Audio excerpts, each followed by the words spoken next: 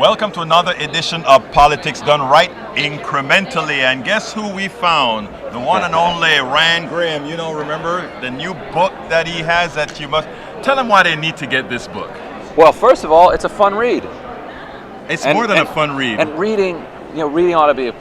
The thing that has gratified me, probably more than anything else, has been people who've called it a page turner. Right. Because a lot of political tracts are just boring and dense. Yes. But this one, it's 400 pages, be warned, but people are plowing through it in a night or in 2 days.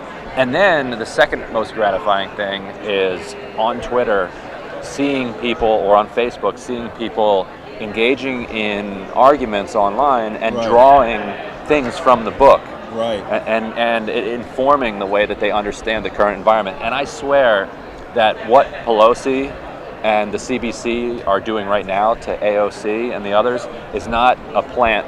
It's not some type of book promotion scam that I engineered. But good Lord, what they are doing now is what's in this book on steroids. You know something? I haven't completed this book. In fact, somebody came to me and said, "This is the book you have got to read." And then I looked at the table of contents and I said, "This is the book I've got to read."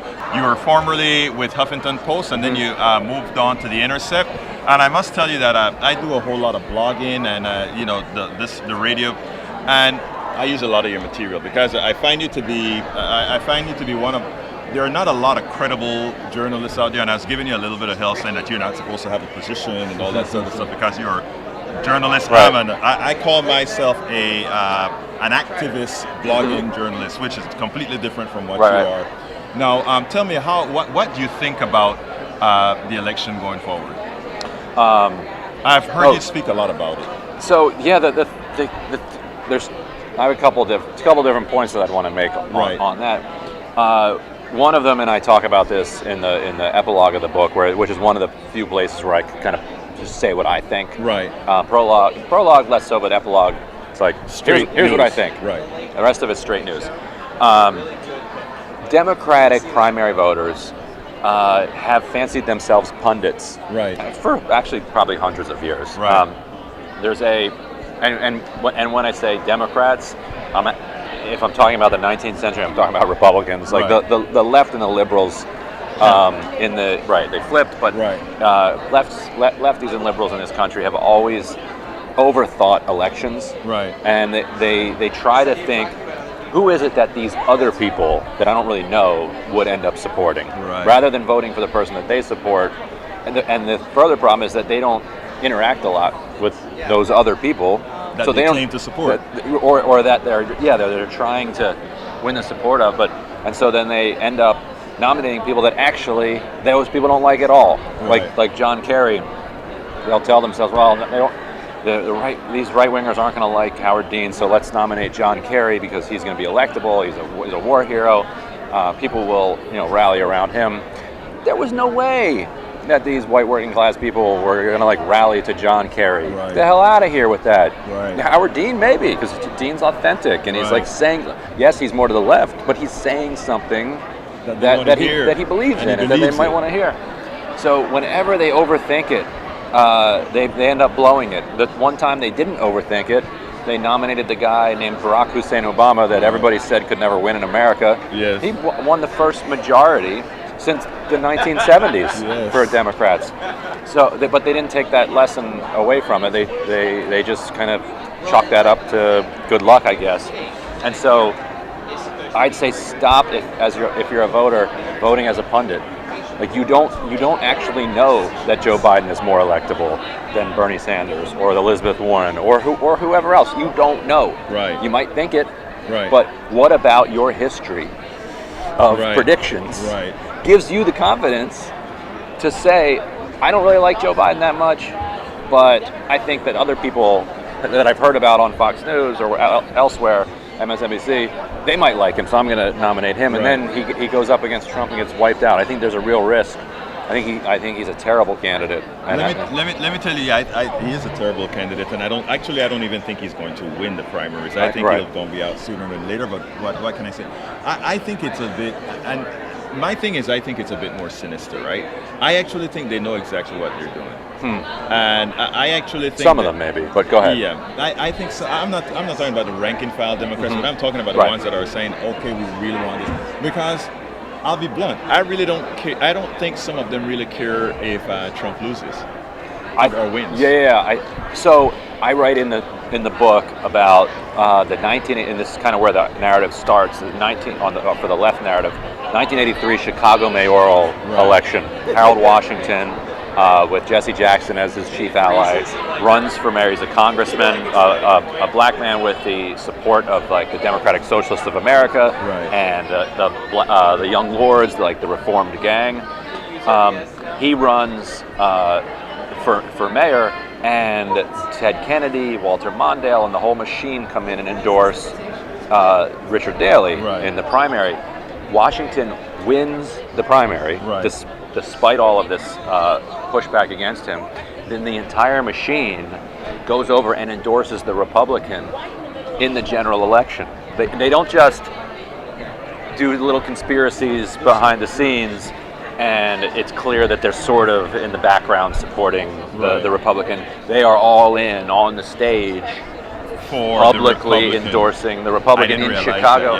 And Harold Washington ends up winning the general election 52-48. So he still won, but this is a city that's 90+% Democratic, and he only gets 52%, but he won. Right. And so that goes to your point that in a lot of cases there are some figures in the Democratic establishment that would rather have a Republican win than lose power within the party to a different faction. Because if you think about the various outcomes and what the result is for the establishment, think about it this way: the establishment Democratic wins, and the establishment wins the general election. Great for them. Everything great. They're golden. Establishment Democrat wins the primary, and the Republican wins in the general. Establishment still controls the mechanisms of power and within not only that, within they the can party. Also they can say the progressives caused the loss. They blew it for us. If the progressive wins the primary and then wins the general election, they're done. Like the party is now controlled by the progressive wing of the party. So of the three outcomes, the progressive winning the actual general election is, from a self-interested perspective, the worst. Now, there are certainly some members of the establishment who would put country before their own self-interest.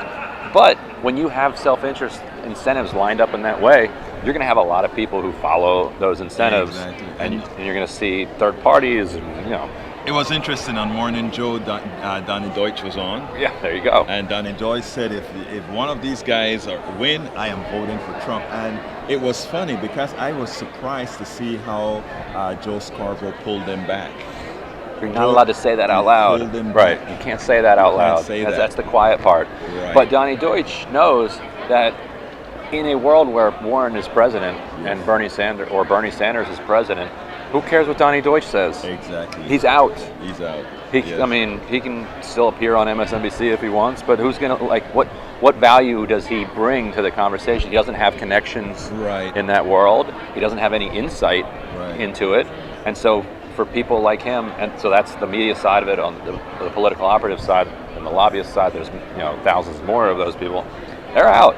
Absolutely so. He's fine with Donald Trump in the White House. Like, he's doing fine. Yes. And actually, it's a business. He's probably doing great. Yeah. Yeah. Now, before we close here, you were talking about AOC and Nancy Pelosi. I'd like to hear your take on that. Pelosi against the four freshmen. Good. I think it shows just how much of a threat they are to the establishment. So far, they have been called nerds and bullies. Right. You can't be a nerd and a bully. No. You got to pick one. Right. They've been said that they are threatening the Democratic majority, and that they're gnats that need to be swatted away. They are, or they're for people, and they have no following. Right. It can't be all of these different things. Which is it? Is this a huge threat that you're using all of this force to fight back against, or are they completely meaningless? Are they bullies? Are they nerds? Like, come on. The incoherence shows just how dangerous they are to the Democratic business model. Right. Well, I hope going forward enough of the activists, bloggers like we are, and enough of the mainstream journalists like you are would actually find a way to get that message out. Because I think what's happening right now is most Americans are uninformed. People got to buy the book. People have to buy the book. And what's the name of the book? It's your book. You say the name of We've the book. got people with a very long, Right, that camera right there. very long subtitle, from Jesse Jackson to Alexandria Ocasio-Cortez, the end of big money, the rise of a movement. You will love it. Money back guarantee. Roy Grimmett, look, it's a pleasure having you, Yep. and thank you very much. You got it. Thank you so much.